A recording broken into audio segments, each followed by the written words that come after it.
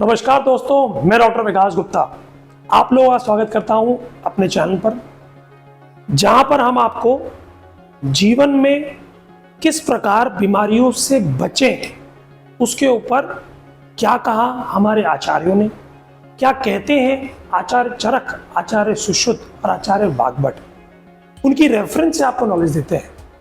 ये जो बुक्स हैं ये कई बार रिसर्च करके यही पाया गया कि जो इन बुक्स में लिखा है वही सत्य है।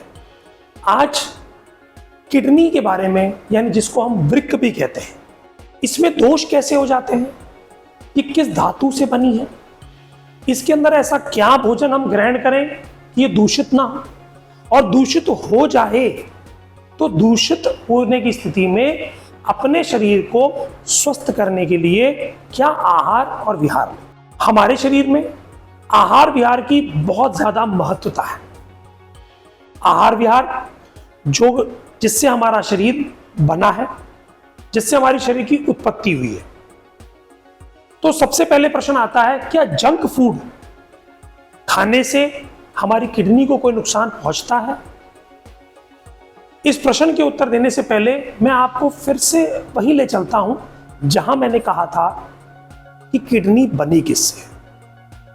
वृक्क की उत्पत्ति रक्त और मेद धातु से मिलकर हुई है। रक्त और मेद धातु जब ये विदूषित हो जाते हैं, दूषित हो जाते हैं, तब जाके हमारी किडनी खराब होनी शुरू होती है। रक्त यानी कि ब्लड, मेद यानी कि एडिपोज टिश्यू।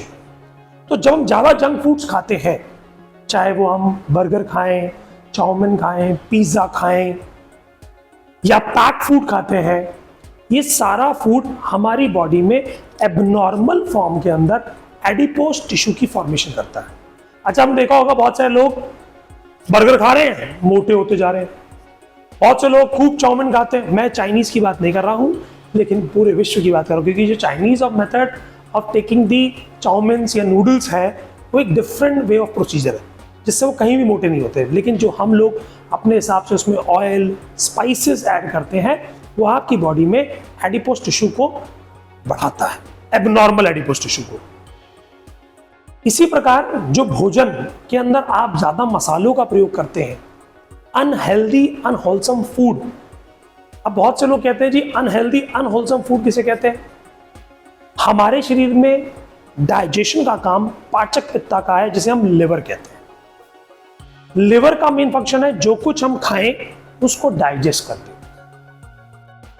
अब लिवर की दोस्ती केवल फल से या उबली हुई सब्जियों से, जो वो अपने लिए लेता है, यानी फ्रक्टोज लिवर कंज्यूम करता है और उसके बदले जो वो काम करता है वो पूरी बॉडी के लिए कार्बोहाइड्रेट, मिनरल्स, प्रोटीन्स को जनरेट करता है।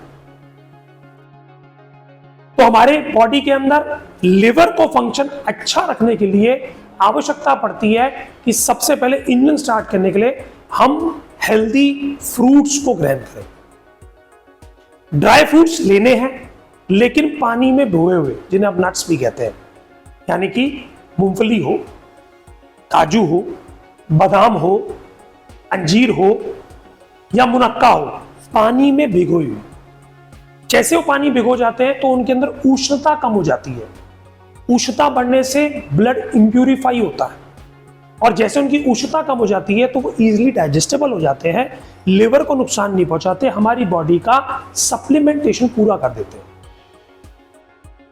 इसी प्रकार जब हम दालों की बात करते हैं तो दालें, पल्सेस, बहुत ही खूबसूरती हमारी किडनी को सपोर्टिवली एक्शन देते हैं, क्योंकि बॉडी को अच्छी क्वालिटी का प्रोटीन रिक्वायर्ड है। अब कई लोग कहते हैं जी मैं पनीर ले लेता हूं, दूध ले लेता हूं। पनीर और दूध ये बहुत अच्छी चीज है, लेकिन किडनी वाले पेशेंट के लिए जो डेयरी प्रोडक्ट्स हैं वो हार्मफुल है, क्योंकि डेयरी प्रोडक्ट्स, एनिमल प्रोडक्ट में बहुत ज्यादा ताकत होती है, और बीमार आदमी के अंदर ताकत घट रही होती है, बढ़ नहीं रही होती। जब ताकत बढ़ नहीं रही, घट रही है, ऐसी स्थिति में डेयरी प्रोडक्ट्स को हम छोड़ के अगर आपको दूध दही लेना भी है तो नारियल से बना, यानी कि हर्बल प्रोडक्ट से बना, बादाम से बना दूध, उसका प्रयोग कर सकते हैं। अब कई लोग कहते हैं कि सर मैं तो एक स्लाइस ऑफ ब्रेड ही खाता हूं, तो क्या ब्रेड फायदेमंद है? कोई भी bakery product is not at all good for the kidney patients. मैदा, गेहूं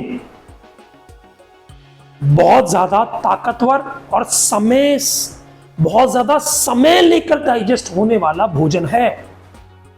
इस भोजन की बजाय आप इसके अंदर रागी, मिलेट्स जिसे आप कुडूस भी कहते हैं, बार्ले, ज्वार, बाजरा, रागी यानी जो और मोटे वाले अनाज हैं उनका प्रयोग करें, क्योंकि उनमें फाइबर ज्यादा होता है, आंतों के लिए अच्छा रहता है, डाइजेशन में मदद करता है, लिवर पे लोड पैदा नहीं करता, तो लिवर को लोड से बचाना है हमें।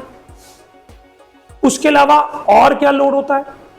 आप जो खाली पेट टी ले लेते हैं वो एक लोड का कारण है। उसके अलावा skipping of meals also create load on your liver. तो आपने अपने भोजन को इस प्रकार प्लान करना है कि आपको healthy food, fresh food, fermented नहीं लेना, फास्ट फूड नहीं लेना, और ऐसा फूड जिसको पकाए हुए 3 घंटे हो गए उसको भी ग्रहण नहीं करना, क्योंकि वो विष समान हो जाता है। किडनी को अच्छा रखने के लिए बहुत जरूरी है कि पानी पिया जाए रिक्वायर्ड क्वांटिटी में। अब बहुत से लोग कहते हैं जी रिक्वायर्ड क्वांटिटी क्या होती है? जो मैं लिख दूं वो रिक्वायर्ड क्वांटिटी नहीं। अगर आप पानी पी रहे हैं और आपकी प्यास नहीं बुझ रही है तो आप और पानी पी सकते हैं। बहुत से लोग डर के मारे पानी नहीं पीते कि भाई किडनी और खराब हो जाएगी। मैंने ये नहीं कहा कि आप 3-4 लीटर पानी पिए एकदम से, नहीं। आप ग्रेजुअली देखें कि आप कितना पानी पी पा रहे हैं और कितना यूरिन आउटपुट आ रहा है। अब इसके लिए एग्जांपल समझाता हूं।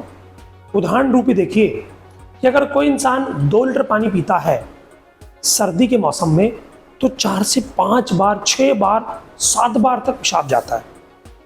परंतु वही 2 लीटर अगर वो गर्मी के मौसम में पी ले तो वो 3-4 बार पेशाब जाएगा। क्यों?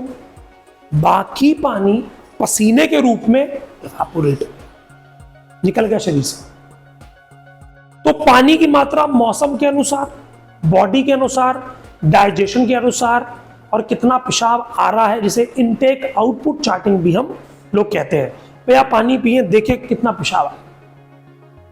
पेशाब सही आया, अगर कम आया तो क्या सूजन तो नहीं आई? आपको सांस लेने में कोई दिक्कत तो नहीं हो रही? अगर दिक्कतें लग रही इसका मतलब पानी आपकी बॉडी में रिटेन हो रहा है, आपकी किडनी उसको फिल्टर करके निकाल नहीं पा रही।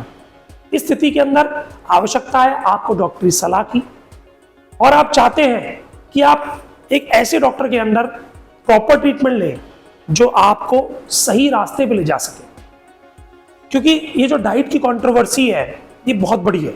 एलोपैथी डॉक्टर्स कहते हैं आप अंडा खाओ, चपाती खाओ, पनीर खाओ, क्योंकि प्रोटीन चाहिए। जबकि इसके ऊपर नेचुरोपैथी और आयुर्वेद डॉक्टर कहते हैं जब लिवर डाइजेशन की स्टेज में नहीं है तो आप खाकर केवल इंटेस्टाइन पे लोड पैदा कर रहे हो, क्योंकि लिवर इस समय उनको डाइजेस्ट करेगा ही नहीं। ब्लड में है जरूर आपके प्रोटीन, लेकिन वो कौन सा प्रोटीन है? Immature, improper, not required. तो आपको इसकी प्रॉपर सलाह लेके प्लान करना चाहिए।